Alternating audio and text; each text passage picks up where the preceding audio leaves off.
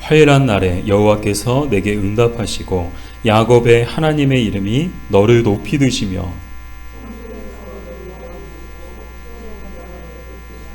내 모든 소재를 기억하시며 내 번제를 받아주시기를 원하노라. 셀라.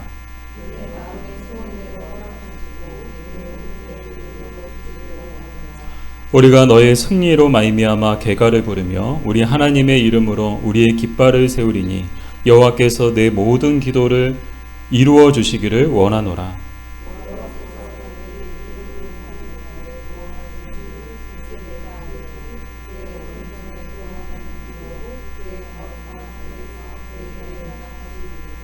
어떤 사람은 병거, 어떤 사람은 말을 의지하나 우리는 여호와 우리 하나님의 이름을 자랑하리로다.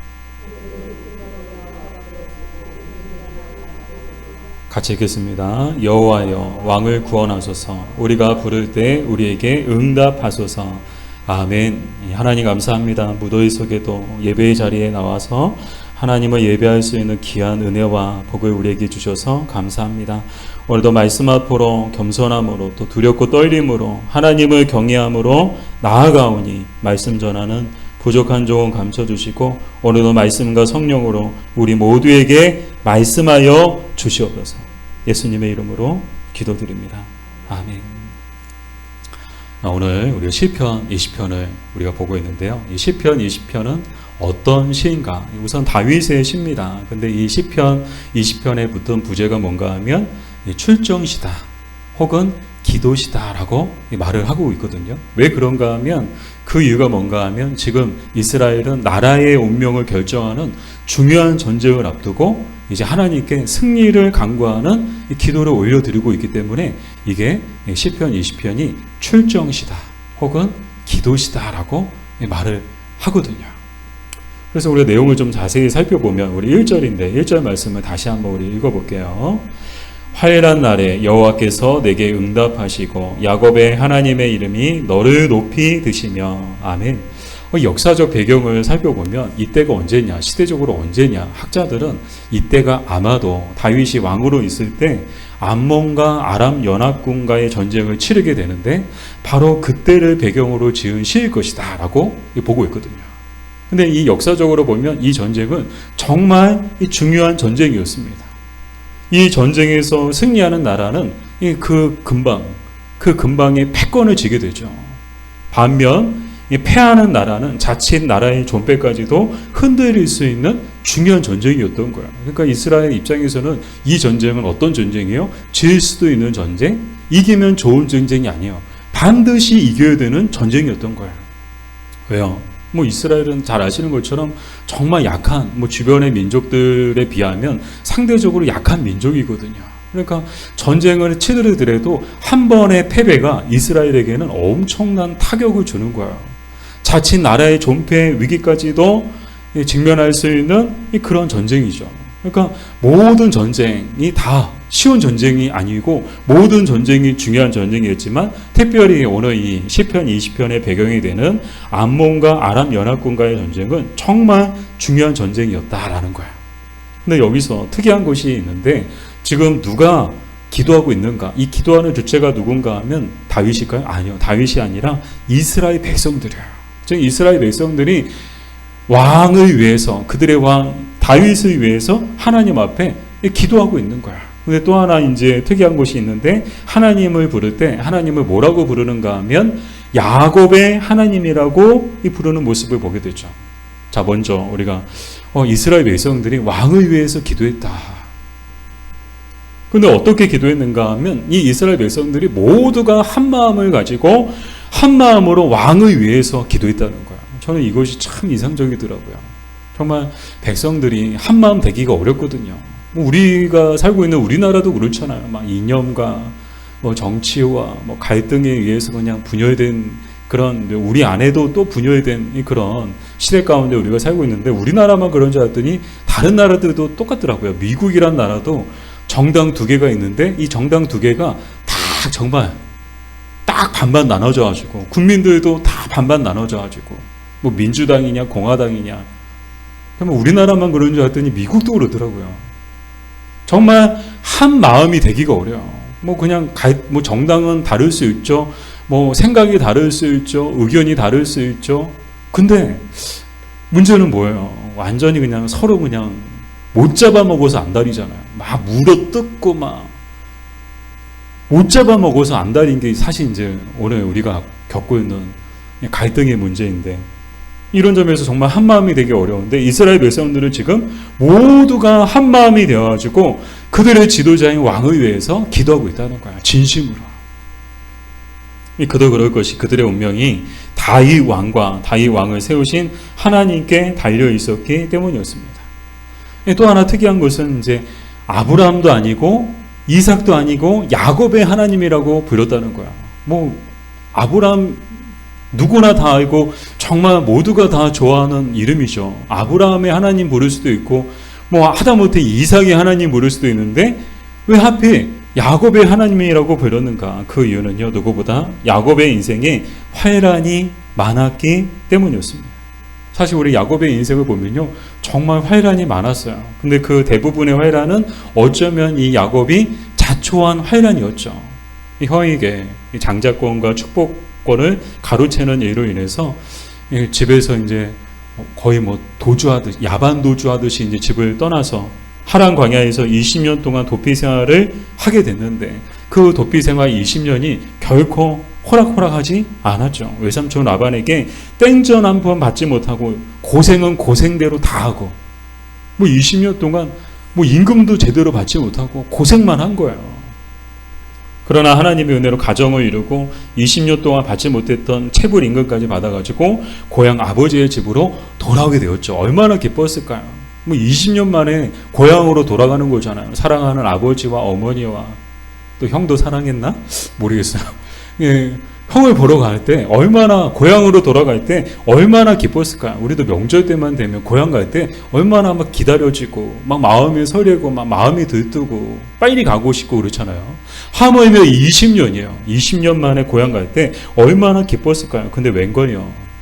형의 마음은 아직도 증오와 미움이 그대로 남아 있었다는 거예요. 에서가 야곱을 마중 나오는데 꽃다발에 든 400명이 아닌 칼과 창을 든 400명을 데리고 나오는 거야. 이거는 환영의 뜻이 아니잖아요. 다 죽여버리겠다는 뜻이잖아요. 야곱은 두려움 가운데 홀로 남아서 분이엘에서 천사와 씨름을 하게 되죠. 근데 말이 씨름이지 사실상 죽기 살기로 매달렸습니다.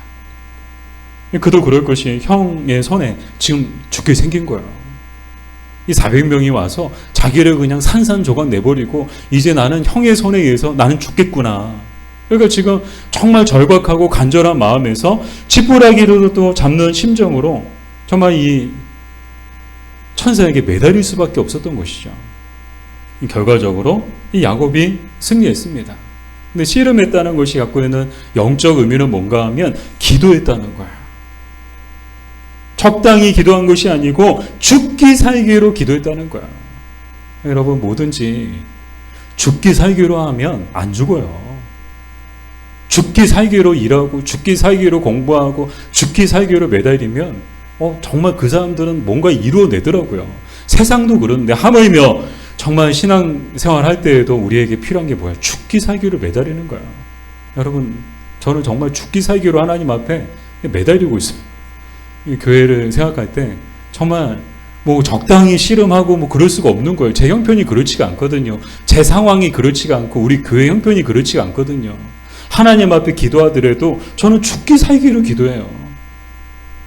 정말 예배에 목숨을 걸고요. 기도하는 일에 목숨을 걸어요. 뭐 때로는 쉬고 싶죠. 피곤하고 제 아내도 막 쉬고 싶다고 그래요. 아내는 쉬라고 그래요. 제가 쉬라고. 그래, 쉬라고. 괜찮다고. 쉬라고. 근데 저는 안 쉬어요. 혼자 와서 기도해요. 왜요? 저는 정말 죽기 살기거든요. 지금 하나님 앞에. 정말 야곱처럼 죽기 살기로 하나님 앞에 매달리면 하나님이 죽이지는 않으시겠죠. 살려주시겠죠. 정말 야곱처럼 승리하게 해주시겠죠. 그런 마음을 가지고 하나님 앞에 기도하는 거야. 야곱도 그랬죠. 죽기 살기로 매달렸더니 하나님이 그 씨름에서 어떻게 한 거예요? 야곱이 이기게 해주신 거예요. 그러나 사실상은 져주신 거죠. 하나님이 져주신 거예요. 어떻게 하나님의 사자와 야곱이 싸우는데 어떻게 야곱이 인간이 이길 수 있어요? 하나님의 사자를 이길 수 있겠어요? 하나님을 이길 수 있겠어요? 근데 하나님이 져주신 거예요. 왜요? 그 마음이 너무나도 가상해가지고 죽기 살기로 매달리는 복을 안 주시면 갈 수 없습니다. 막 매달려 있는 이 야곱을 보니까 정말 그 마음이 너무나도 와닿으니까 하나님이 져주신 거예요. 그래 내가 졌다. 아버지의 마음이죠. 부모의 마음이죠. 그리고 하나님이 이 야곱에게 복을 주셨죠. 그래서 어떤 은혜가 임했는가 하면 정말 형 에서의 증오와 복수심이 하룻밤 사이에 다 녹아져 버린 거야. 막 전날까지만 해도 막 불타는 막 증오와 미움으로 막 가득했어요. 그냥 뭐 지금이라도 형 만나면 형의 칼에 죽는 거예요. 야곱은요. 그러나 하나님이 하룻밤 사이에 이 에서의 마음에 가득했던 증오와 그 미움을, 그 불타는 마음을 어떻게 해주셨나요? 용서와 사랑의 마음으로 바꿔주신 거예요. 자, 정말 이거는 하나님이 하신 일이죠. 정말 하나님이 하신 일인 줄 믿습니다. 사람의 마음을 바꾸는 것도 하나님이 하셔야 되는 거예요. 인간이 아무리 막 노력하고, 인간이 아무리 막 아부하고, 그런다고 사람의 마음이 바뀌나요? 안 바뀌어요. 여러분 다 아시잖아요. 사람 마음이 그렇게 쉽게 바뀌지 않아요. 막 매달리고 막 무릎 꿇고 막 한 번만 받아라, 용서해달라. 그런다고 사람이 그래 내가 너의 노력을 보니까 너의 노력이 가상해서 내가 한 번 용서해 줄게, 한 번 봐줄게. 아니요. 사람 마음 바꾸는 게 그렇게 쉬운 게 아닌 거예요. 근데 하나님이 일하시면요, 하나님 앞에 매달리면요, 하나님이 그 사람의 마음을 바꿔주시는 줄 믿습니다. 자, 이처럼 야곱의 인생에 많은 환란이 있었지만 그때마다 하나님은 야곱에게 자비와 긍휼을 베푸사 그 환란 가운데서 구원해 주신 줄 믿습니다. 이러한 스토리를 이스라엘 사람들도 다 아는 거예요. 그러니까 아브라함 하면 믿음이고 야곱 하면 환란이고, 그래서 오늘 이 하나님의 이름을 부를 때 야곱의 하나님이라고 불렀던 거예요. 그러니까 야곱에게 베푸셨던 하나님의 은혜가 지금 환란 가운데 베푸셨던 그 구원의 은혜가 오늘 우리에게도 임하게 해달라고 야곱의 하나님이라고 부르던 것이죠. 사랑하는 여러분, 환란의 때는 기도의 때입니다. 혹자는 아담의 후손들은 모두 고난받기 위해 태어난 사람이라고 했는데요. 정말 이 말이 맞더라고요. 아담의 후손들은요, 다 사랑받기 위해 태어난 게 아니에요. 고난받기 위해 태어난 거야. 고난은 피할 수 없는 운명이죠. 우리 인생에도 환란이 얼마나 많은지 모릅니다. 여러분의 인생 가운데도 환란이 참 많지 않나요? 우리 인생에 왜 이렇게 환란이 많은지, 왜 나에게 이런 환란이 찾아오는지 모를 때도 정말 많아요. 환란도 많지만 왜 내가 이런 환란을 당했는지, 왜 나에게 이런 어려움이, 우리 가정에 왜 이런 어려움이 찾아오는지 모를 때가 사실 더 많아요. 우리는 영적으로 무지하거든요. 그래서 잘 몰라요. 뭐 때문에 우리 이런 환란이 오는지 잘 모른다는 거죠. 그러나 분명한 것은 뭔가, 분명한 것 두 가지가 있는데, 첫 번째는 환란의 날에 우리가 고통을 느끼고 슬픔을 느낀다는 것은 우리가 살아있다는 증거라는 거예요. 지금 이제 필립 얀시의 은혜를 찾아 길을 떠나다라는 책을 제가 지금 보고 있는데, 앞부분에서 필립 얀시가 이런 얘기를 하고 있더라고요. 우리 인생에 막 이제 어려운 일들이 있죠. 환란이 찾아오죠. 그래서 우리의 마음이 아프고 우리의 마음이 괴로워요. 자, 그거는 우리가 살아있다는 증거라는 거예요. 우리가 만약 죽어있다면 우리는 아픔을 못 느껴요. 죽은 사람은요, 아픔을 못 느껴요. 칼로 찌러도 죽은 사람은요, 반응이 없어요. 왜요? 죽었거든요. 고통을 못 느끼거든요. 괴로움을 못 느끼거든요. 근데 우리 막 몸도 아프고요. 여러분, 이 몸 아프신 분들 계신데, 몸도 아프고요, 마음이 괴롭고요, 마음이 아프고요. 이게 뭐예요? 우리가 살아있다는 증거라는 거예요.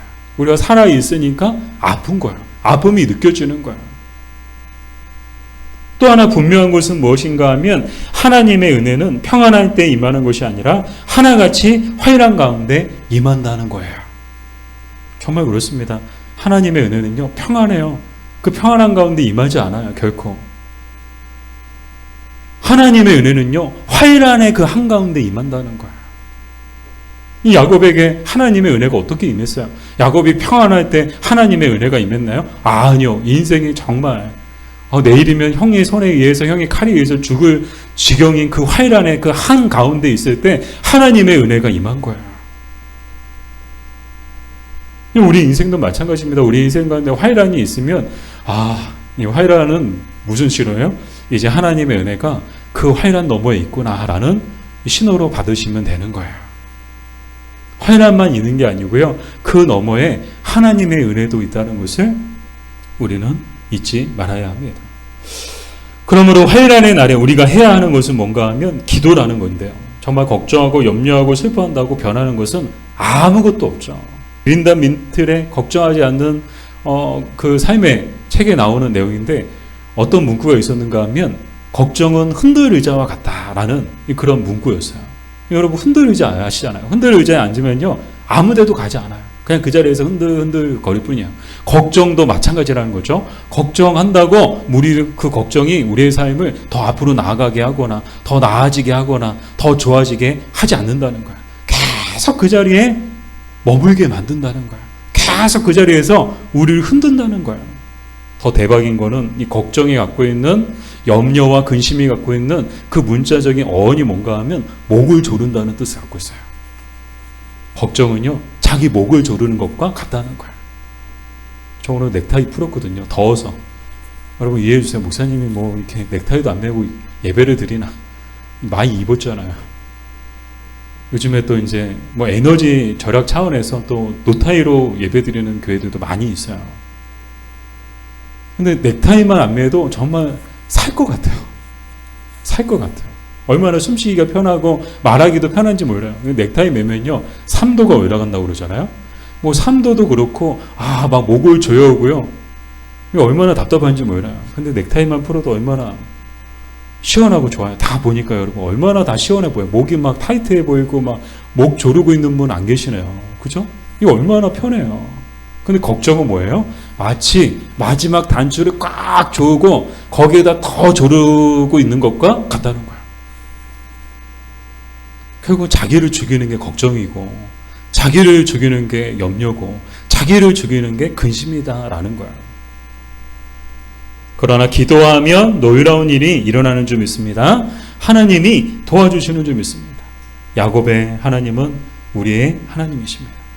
우리 계속해서 2절 3절 말씀을 같이 읽어볼게요. 2절 3절 성소에서 너를 도와주시고 시온에서 너를 붙드시며 내 모든 소재를 기억하시며 내 번제를 받아주시기를 원하노라 세라. 아멘. 자, 성소와 시온이 나오고 소재와 번제가 나오는데 자, 이것이 갖고 있는 의미 우선 전쟁과 이곳이 무슨 상관이 있는가, 무슨 관계가 있는가, 이 무관한 것처럼 보이지만 사실 그렇지 않습니다. 성소와 시온 그리고 소재와 번제는 모두 하나님의 임재와 영광과 그것에 관한 것이죠. 이 말은 무슨 말인가 하면 하나님과의 바른 관계가 곧 전쟁의 승패를 결정한다는 뜻이에요. 바꿔 말하면 하나님의 도우심 없이는 결코 전쟁에서 승리할 수 없다는 뜻입니다. 그러므로 이스라엘에게 지금 가장 중요한 건 뭐예요? 군사력이 얼마나 되는가, 얼마나 많고 강한 군사력을 가지고 있는가, 얼마나 뛰어난 전술과 전력을 가지고 있는가가 아니고 얼마나 성소와 시온을 사모하며 그곳에서 얼마나 소재와 번제를 실령과 진정으로 드리고 있는가가 중요하다라는 거예요. 이 대표적인 예가 기드온의 300용사와 미디안 대군의 전쟁이죠. 사사시대 때 이스라엘은 그 미디안 민족에게 7년간 억압을 당했는데요. 미디안 사람들이 이스라엘 사람들을 7년 동안 그렇게 괴롭힌 거예요. 막 농사 지으면 약탈해 가고요. 그렇게 막 정신적으로, 경제적으로, 군사적으로 막 고통을 줬죠. 그러니까 이제 이스라엘 백성들이 막 고통스러우니까 어때요? 하나님 앞에 막 부르짖는 거예요. 하나님 제발 우리 좀 살려달라고. 도저히 그냥 괴로워서 못 살겠다고. 그랬더니 하나님이 그 기도 소리를 들어주셔서 이 이스라엘 민족의 기드온을 사사로 세워주시죠. 그래서 이제 기드온의 군대가 이 미디안의 군대와 전쟁을 치르게 되는데 기드온이 군대를 모집했을 때 모인 숫자가 몇 명인가 하면 무려 32,000명이 모였어요. 많이 모였잖아요. 그 당시를 생각할 때 32,000이면 많이 모인 것 아니에요? 그러나 미디안 대군은 135,000명이 모였어요. 여러분 비교가 될까요? 적어도 이기려면요 1.5배, 최소한 1.5배의 군사력을 가지고 있을 때 승리할 수 있는 확률이 높아요. 아니 더 많아도 부족한데 지금 32,000명이고 적의 대군은 135,000명이에요. 비교가 되지 않는데 더 충격적인 건 뭔가 하면 하나님이 딱 보시더니 사람이 너무 많다는 거예요. 32,000명인데 아니 적은 135,000인데 32,000명 적은 거잖아요. 근데 이 32,000명도 많다는 거예요. 그래서 이 두려워하는 자들을 귀가시켰는데 자 지금이라도 두려운 사람들은 돌아가도 좋다. 가시오. 붙잡지 않을 테니까 빨리 가시오. 했더니 남은 사람이 10,000명이 남은 거야. 10,000명 남았어요. 아니 더 충원해도 부족한 판에 줄이라는 게 말이 돼요? 고작 10,000명 가지고 전쟁이 가능한가? 그런데 더 대박인 건 하나님이 10,000명도 많다는 거야. 그 10,000명을 더 줄이게 하시는데 어떻게 줄이게 하시는가? 물가에서 무릎을 꿇고 물을 마신 자와 손으로 떠서 입에 대고 마신 자를 구분하여서 손으로 마신 300명만 남기고 나머지는 다 돌려보내죠. 자, 처음에 32,000명이 모였어요. 마지막에 남은 사람 몇 명이에요? 300명이에요. 하나님이 300명 남겨놓고 다 돌려보내세요. 고작 300명 가지고 135,000명을 어떻게 상대합니까? 우리는 다 결과를 알아서 여러분도 다 알고 있지만 근데 여러분 결과를 모른다고 생각해 보세요. 이게 무슨 상대가 되겠어요? 이게 어떻게 전쟁을 치러요? 근데 그것도 뭐 칼과 뭐 최신식 무기로 무장했느냐? 그렇지 않아요. 횃불과 항아리와 나팔 들고 나가서 싸우라는 거예요. 좀 1대 뭐 100명으로 싸워도 무조건 판국에 아니 횃불과 항아리와 나팔을 들고 어떻게 싸우라는 얘기인가? 다 죽으라는 것 아닌가? 그런데 하나님은 왜 300명을 데리고 나가서 싸우라고 하셨는가? 전쟁은 하나님께 속한 것이기 때문이었습니다. 그리고 하나님에게 중요한 것은 숫자가 아니라 하나님과의 바른 관계이기 때문이었다라는 거예요. 좀 중요한 게 뭐예요? 얼마나 많은 군사를 가지고 있느냐, 얼마나 뛰어난 전력과 전술을 가지고 있느냐, 그게 아니라는 거예요. 하나님한테 중요한 거는 지금 하나님과의 바른 관계 가운데 있느냐 없느냐, 그게 중요하다는 거예요. 결과적으로 기드온과 300명이 미디안 135,000명 대군과 싸워서 승리를 하게 되죠. 어떻게 이게 가능한가? 우리가 이제 시점을 좀 거슬러 올라가 보면 그 이유를 알 수 있어요.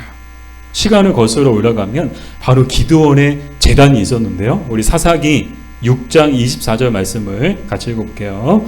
기드온이 여호와를 위하여 거기서 제단을 쌓고 그것을 여호와 사유롬이라 하였더라. 아멘. 자, 언제 제단을 쌓았는가? 하나님이 기드온을 부르셨을 때 그 부르신 가운데 기드온이 하나님 앞에 제단을 먼저 쌓았어요.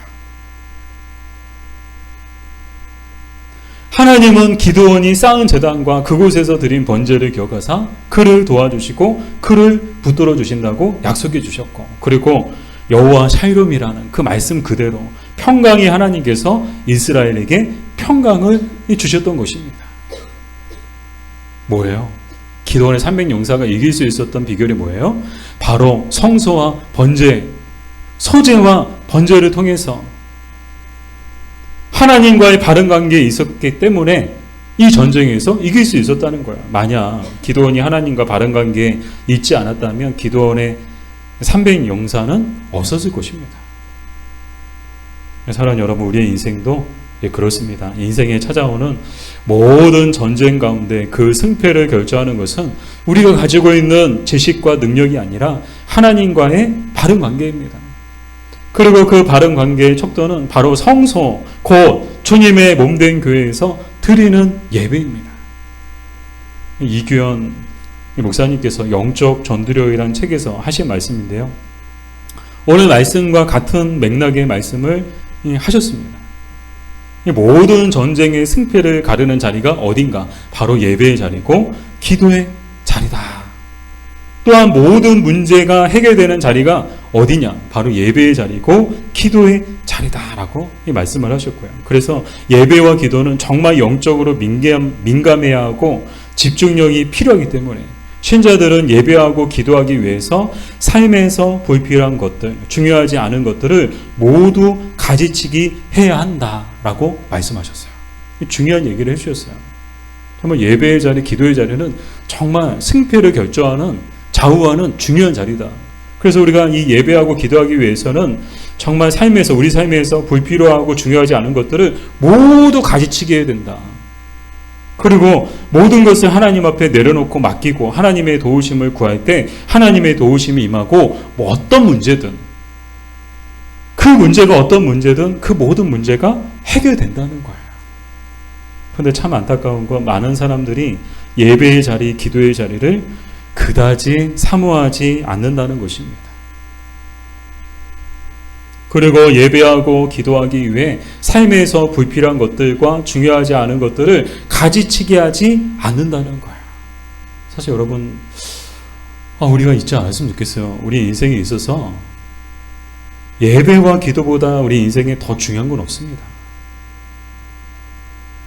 왜요? 우리 인생의 목적 자체가 하나님을 예배하고 하나님의 영광과 하나님의 나라를 위해서 우리가 존재하는 것이지, 야, 너 이 땅에서 잘 먹고 잘 살고 성공하고 좋은 집에 살고 좋은 차 타고 다니고 좋은 옷 입고 다니고 좋은 가방 들고 다니고 좋은 신발 신고 다니고 좋은 시계 차고 다니고 그래서 인생을 즐기며 살라고 하나님이 우리의 인생을 이 땅에 두신 게 아니에요. 하나님의 이름과 하나님의 영광과 하나님의 나라를 위해서 하나님을 예배하고 하나님과의 바른 관계를 위해서 하나님이 우리를 이 땅 가운데 두시고 오늘도 우리가 이 땅에서 숨쉬고 있는 줄 믿습니다. 네, 안타까운 건 신앙생활을 해도 말씀 중심, 하나님 중심, 교회 중심이 아니고 여러분 신앙생활은요, 이 세 가지가 늘 중심이다. 말씀 중심, 하나님 중심, 교회 중심. 이게 바르고 건강한 신앙이에요. 근데 오늘날 많은 사람들은요, 말씀 중심, 하나님 중심, 교회 중심이 아니고 자기 중심적으로 하려고 한다는 거예요. 신앙생활도 자기 중심적이에요. 모든 게 기준이 다 자기예요. 자기가 좋을 때, 자기가 좋은 대로, 자기가 생각하는 대로. 그래서 신앙생활도 쉽고 편하게 하려고 한다는 것이죠. 죄송하지만 그건 바른 믿음이 아니고 자기 믿음일 뿐입니다. 그건 바른 믿음이 아니에요. 자기 믿음이고. 오늘날 예수님 믿는 사람들 중에는 제5 복음서를 쓰는 사람들이 있는데 그 제5 복음서의 제목이 자기 복음서래요. 자기가 복음인 거야. 자기가 이해하고 자기가 믿고 자기가 생각하는 게 복음이다. 그래서 그 자기 복음대로 살아가는 사람들. 어제 아침에 국민일보에서 기사를 하나를 봤는데요. 예배를 마치고 귀갓길에 쓰러진 60대 가장의 이야기였습니다. 한영석 씨인데요. 한영석 씨는 20년간 신장투석 생활을 하면서도 미소를 잃지 않았던 분으로 주일 예배를 마치고 집에 가던 중 뇌출혈로 쓰러져 뇌사 판정을 받으셨다고 합니다. 가족은 장기를 기증하기로 선택했다고 하는데요. 한 씨의 아들의 말이 이렇게 말했는데, 제주도 여행을 함께 다녀오자고 했지만 결국 못 갔던 곳이 너무 마음에 남는다며 아버지의 신앙심과 긍정적인 마음을 본받아 더 따뜻하게 살아가겠다고 다짐했다고 전했다고 합니다. 주일 예배 마치고 집에 돌아가시다가 뇌출혈로 쓰러지셔서 세상을 떠나신 거예요. 20년 동안 신장투석하셨어요. 제가 요즘에 이제 돌보고 있는 그 장애인이 신장투석을 하고 있거든요. 그래서 매주 월 수금을 해요. 근데 여러분 가보신 분들 혹시 계신지 모르겠지만 하루에 4시간, 최소 4시간 동안 거기 이제 침상에 누워가지고 신장투석을 매주 계속 신장투석을 받아야 돼요. 얼마나 참 쉽지 않아요. 그런데도 불구하고 이분은요, 20년 동안 신장투석을 하면서도 미소를 잃지 않았고 항상 긍정적이었대요. 저는 어떻게 그럴 수 있을까? 그게 바로 신앙의 힘이고 예배의 힘이고 기도의 힘이라고 믿습니다. 믿음을 가지고 정말 하나님 앞에 예배하며 또 기도하며 사신 분들은 이렇게 다르더라고요. 사랑하는 여러분, 하나님은 성소에서 우리를 도와주시고 시온에서 우리를 붙들어 주십니다. 우리의 소재와 번제를 기억하사 우리 마음의 소원과 계획을 이루어 주십니다. 성소와 시온이 어딘가요? 바로 이곳, 바로 여기입니다. 그러므로 예배의 자리, 기도의 자리를 그 무엇과도 양보하지 않는 여러분 되기를 바랍니다. 계속해서 우리 7절 말씀을 같이 볼게요. 7절. 어떤 사람은 병거, 어떤 사람은 말을 의지하나 우리는 여호와 우리 하나님의 이름을 자랑하리로다. 아멘. 자, 두 무리의 사람들이 등장하죠. 첫 번째 무리는 병거와 말을 의지하는 사람들. 두 번째는 하나님의 이름을 자랑하는 사람들. 자, 병거와 말이란 대적들이 의지하고 자랑하는 것을 뜻해요. 지금 아람과 암몬 연합군의 그 병거와 말은요, 정말 그 당시 현존하는 가장 강력한 무기였어요. 전차 부대죠. 그러니까 어느 날 탱크 같은 거예요. 어느 날 탱크 하나가 군인 200명 정도의 전투력을 가지고 있대요. 탱크 한 대면요, 군인 200명과 싸워서 이길 수 있는 거예요. 그 정도의 전투력과 화력을 가지고 있는 거예요. 그러니까 뭐 200명 싸우는 것보다 탱크 한 대 있는 게 훨씬 낫지 않아요? 그만큼 막강하고 강력한 이 무기였다는 것이죠. 반면 하나님의 이름을 자랑하는 무리들은 누구예요? 이스라엘 사람들이 얘기하죠. 이 이스라엘 사람들은요, 뭘 의지하는 거예요? 하나님을 의지하는 거예요. 미디안의 암몬과 또 아람의 연합군의 그 병거와 말을 의지하는 것이 아니고 그것들보다 하나님을 더 의지하는 거예요. 왜요? 하나님은 그들의 병거와 말보다 더 강력하다라는 것을 그들은 믿었기 때문이죠. 근데 현실적으로 보면 이 상대가 되는가? 이 도저히 상대가 되지 않죠. 그러나 결국에는 어떻게 되는가? 우리 8절 말씀을 읽어볼게요. 8절. 그들은 비틀거리며 엎드러지고 우리는 일어나 바로 서도다. 아멘. 그들이 누굽니까? 병거와 말을 의지했던 자들은 반드시 패배하고 여호와 하나님의 이름을 의지하는 자들은 반드시 승리할 것이다 라는 것이죠. 사랑하는 여러분, 가진 것이 없어도 의지할 수 있는 하나님이 계시다는 것은 얼마나 감사한 일인지 모릅니다. 가진 게 없어요. 그것도 감사한 거예요. 왜요? 의지할 수 있는 분이 있다는 게. 개인적으로 제가 만약 돈이 많았다면, 그래서 그 돈으로 교회 건물을 지었다면 어쩌면 사람들은 더 많았을지 몰라요. 지금보다 아마 몇 배, 요즘에 웬만한 교회 건물 잘 지어놓으면 사람들이 다 잘 지어놓은 건물 교회를 가지 여러분들처럼 이게 건물도 없는 상가교회 오시는 분들 거의 없어요. 여러분들이 대단하시고 여러분들이 참 특이하신 거예요. 교회 다니는 사람들도요, 다 건물, 교회 찾을 때, 교회 찾는 기준이 뭐예요? 건물이 딱 아름답게 잘 지어놓은 그 교회를 찾고 그 교회로 다니려고 하지. 건물도 없는 어렵고 작은 개척교회, 상가교회 가려는 사람들 많지 않아요. 제가 만약 돈이 많았다면, 막 집이 많고, 땅이 많고, 물려받은 유산이 많고, 그랬다면요, 저는 진작에 그거 다 팔아가지고 아주 멋있는 교회를 지어놨을 거예요. 그럼 교회만 지어놓은 교회로 사람들이 막 왔겠죠. 지금보다 아마 몇 배는 더 많았을지 모릅니다. 제가 만약 그렇게 목회를 시작했고 교회를 시작했다면 저는 돈을 의지하고 교회 건물을 의지했지 결코 하나님을 의지하지 않았을 것입니다. 그런 저에게 목회는 더 이상 목회가 아니라 사업이고, 교회는 더 이상 교회가 아니라 종교 사업장이 되고 말았을 것입니다. 한편으로 돈도 없어요. 없죠. 돈도 없고요. 가진 것도 없고 힘도 없는 것이 한편으로는 감사하다. 왜요? 의지할 수 있는 분이 있다는 거. 그래서 하나님을 의지할 수 있다는 것이 얼마나 감사한지 모르는 거죠. 여러분, 가진 것이 없다고 불평하고 원망하며 살지 마세요. 도리어 감사하며 사십시오. 왜요? 가진 게 없으니까 하나님을 더 의지하게 되는 거예요. 가진 게 많아 보세요. 하나님 의지하지 않아요. 가진 게 많아 보세요. 하나님 찾지 않아요. 가진 게 없으면 절박한 거예요. 야곱처럼 정말 죽기 살기로 하나님 앞에 매달릴 수밖에 없는 거예요. 왜요? 지금 가진 게 없거든요.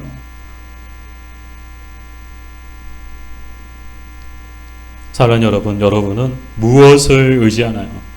병거와 말인가요? 아니면 하나님의 이름인가요? 여러분이 가지고 있는 돈과 힘인가요? 아니면 하나님인가요? 분명한 것은 병거와 말을 의지하는 사람들은 하나님께서 반드시 넘어뜨리실 것입니다. 그러나 하나님을 의지하는 사람들은 하나님께서 반드시 굳건히 서게 해 주실 것입니다.